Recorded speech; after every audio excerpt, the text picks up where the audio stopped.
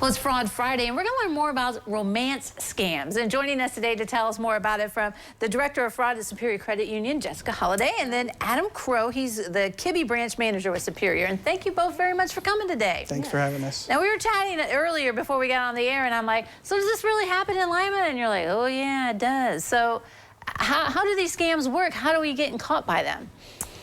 So what happens is an individual will be contacted, say, through social media, whether it's X or Twitter, Facebook, dating websites, and this individual will create a profile that's not really them, and they will reach out to individuals that are looking for romance. Sometimes these individuals are recently divorced, recently lost a spouse, so they're the most targeted in these romance scams, and these individuals will reach out, eventually try and receive money from these individuals.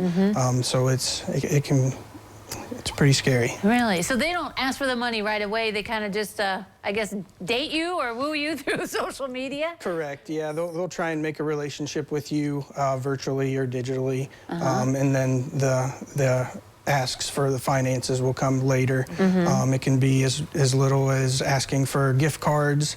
You could have wire transfers, Cash App, Venmo, crypto. Yeah, crypto's another big one.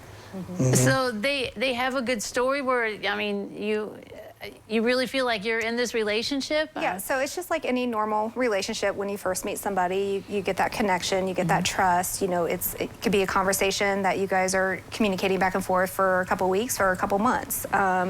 The one that I just recently dealt with, these individuals were actually in contact for over a little 2 years. Wow. And it took about 6 months before the financials came in, where they were going to be receiving a large sum of money, and they wanted to spend the rest of their life with this individual, and they promised, you know, this and that and this, but in the meanwhile, they needed funds for traveling expenses, moving expenses, coming to see the individual. So anything that you can think of, you know, they're using these scams and these gimmicks to pull your heartstrings. So typically, do they end up meeting each other, or they keep stringing the person along for that too? Most of the instances, no, they don't meet face-to-face. They may have a conversation through a phone call, but as far as face-to-face confrontations, it usually does not get to that point, and our member or the individual has already given up quite a bit of money in some instances. So, yeah, what triggers them?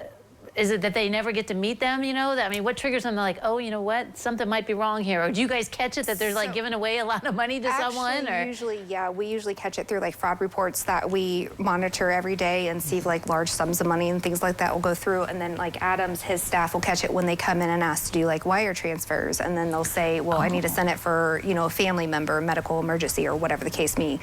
Then it kind of comes back to my department, and we kind of, you know, we ask more questions. But he's pretty good at catching them and looking at them and recognizing them, and, you know, kind of try to stop it if we can. Wow, yeah. So I guess there's just little flags that pop up for you that you just see, and you're like, uh-oh, something's happening here. Yeah, especially if you can see a trend of them using large sums of money that they hadn't been in the past, or in the instance of sending a wire, we do ask more questions to try and really pinpoint what they're sending that wire for.